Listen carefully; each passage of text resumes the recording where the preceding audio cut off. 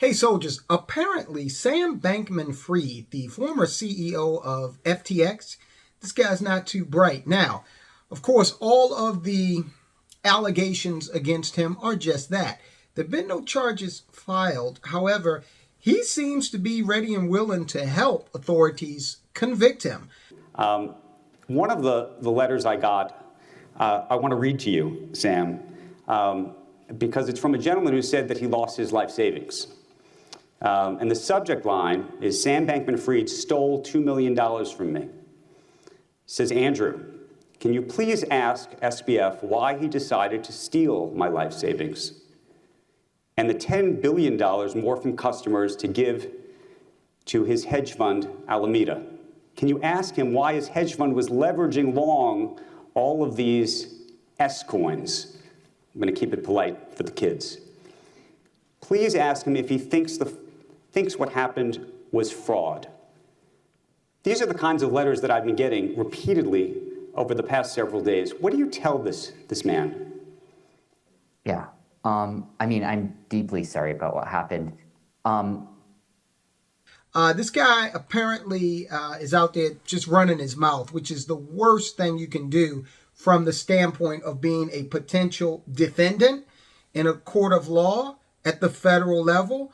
But it may work out in the favor of those who invested in FTX and entrusted them to, handle their money. At the end of the day, I think Sam Bankman-Fried is going to spend a lot of time in a federal prison. Now, look, let's talk about the first part of what he's doing. He's out there. He was invited to this New York Times thing, which I was going to do a video on it. It's some sort of New York Times event where they had, certain quote-unquote luminaries speaking. He was one of these people. And I thought for sure, there is no way in the world this guy's going to go through with that, because he's got to be smarter than that. After all, both of his parents are law professors at Stanford University, not the community college. No shade to those who work for or attend community colleges, but this is, come on, let's just be real. This is, top of the food chain in that world of academia. Stanford University, they're both law professors, and this guy's out there running his mouth, won't shut up, doing interviews with the Wall Street Journal. So I'm sure people have told him, Sam, zip it. But he's ignoring that advice.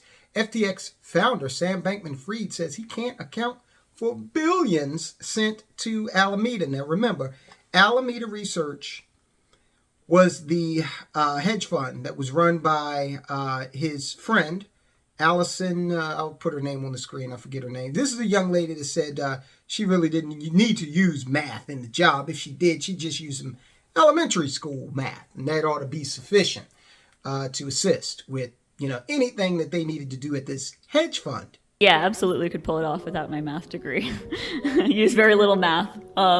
Use a lot of elementary school math. So old Sam Bankman-Fried looks like he's setting up a incompetence defense, which, I'm no attorney. I have seen all of the good seasons of Law and Order. I'm talking Benjamin Bratt and Lenny, though, that and before that. And so I know enough to understand that just because you're ignorant of a law doesn't mean, that's going to stand up as a defense to keep you out of prison. Okay, so entrepreneur says he had little insight into workings of trading firm, even though he owned 90% of it. We're talking about Alameda Research. Check this out.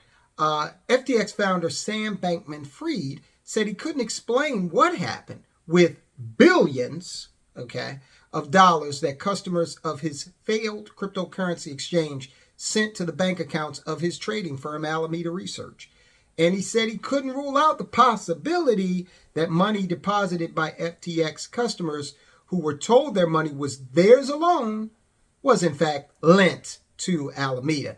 Now, they go on to state that in the customer agreement, FTX made it clear that your funds would not be lent unless you gave FTX the permission to do so. So, and I want to put this back up on screen here. Look at the screen beyond me. If you go to ftx.com It is no longer, of course, offering crypto services. It is actually referencing the bankruptcy of the firm. So this guy, Sam Bankman-Fried, is saying, I know what happened in the agreement that they had with their customers. They say explicitly that that money's not going to be lent out unless you give them permission to do it. And, so, this probably happened to quite a few of their customers. Money was lent and they weren't given permission to do so. In an interview with the Wall Street Journal, this guy won't shut his mouth. Good for him. Mr. Bankman-Fried distanced himself from Alameda, saying he stepped back from running the firm and had little insight into its workings. Some FTX customers made deposits. Get this.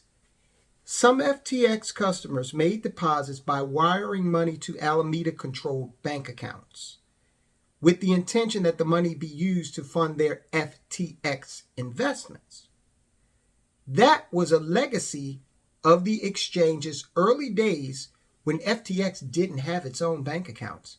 Listen, my mother, she used to have a little business where she had a snowball stand, okay? She would sell these snowballs. My mother was extremely entrepreneurial. There was this place called Penn Candy. It was a wholesale candy distributor not far from us. And she would buy Reese's peanut butter cups, Hershey bars, and things like that, and she would sell them, okay?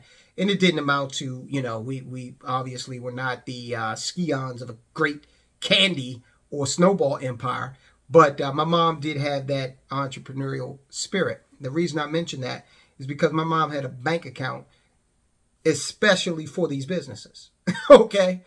And you telling me this guy in control of billions of dollars was taking money from customers and didn't have a bank account set up for his business? It's like one of the first things you do. When you start a new business, to me, that's always been one of the most exciting things, is establishing the bank account. Now you're really making moves forward. This is something that's real. And no, not them. So monies were wired to Alameda, and old Sam Bankman-Fried says, I can only speculate about what happened after that. And he's the CEO. Dollars are, this is him talking now. This is this Svengali type language that he loves to use. And I warned you in a previous video to watch out for people who do this, because if you let this, mystical, magical, highfalutin language pull the wool over your eyes, it's usually a cover for things that can't be explained legally. So Sam Bankman-Fried says, quote, dollars are fungible with each other. And so it's not like there's this $1 billion over here that you can trace through from start to finish. But you're supposed to be able to do that, right? If you're running a business.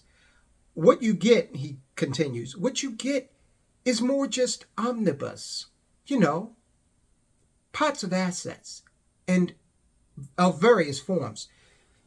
Omnibus is a Latin word for all of us.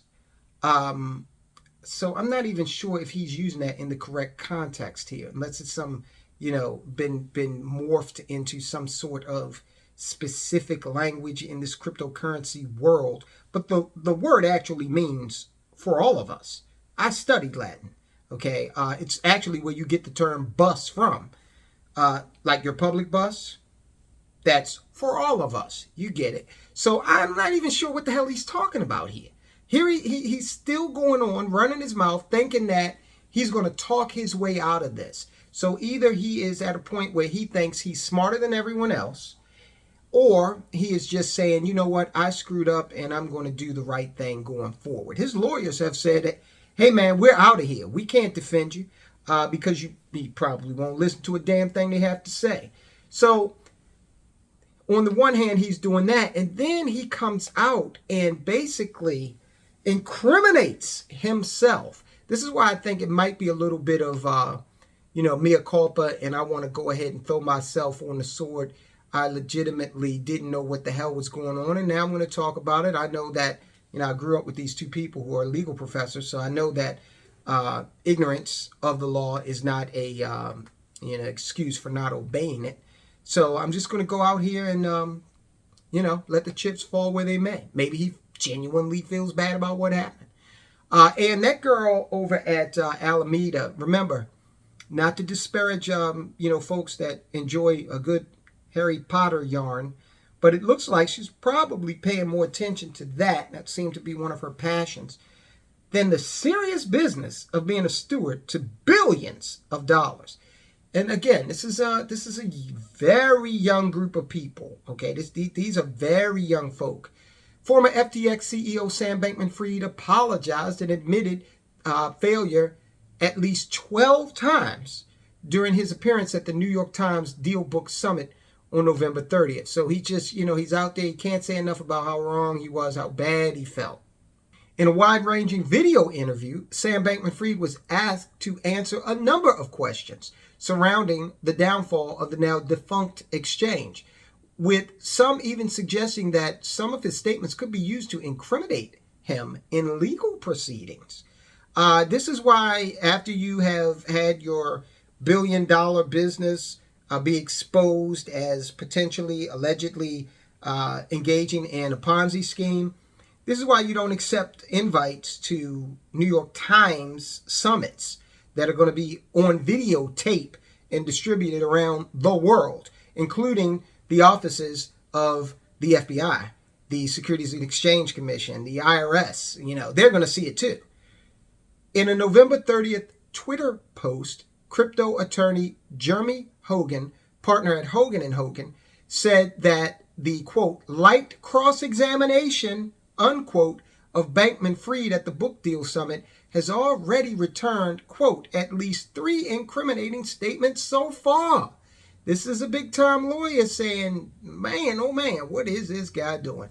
Alan Rosca from the law firm Rosca Scarlato said it was, quote, pretty astonishing that he's in effect testifying at the Deal Book Summit. Hard to think of a precedent for this, unquote. Bankman-Fried's first concession came while greeting interviewer Andrew Sorkin when he said, in reference to the collapse of FTX, clearly I made a lot of mistakes or things I would give anything to be able to do over again. An apology came moments later when Sorkin confronted Bankman-Fried with a letter written by an FTX customer who lost $2 million in life savings after the exchange collapsed. Quote, I'm deeply sorry about what happened, unquote. This is Sam Bankman-Fried talking.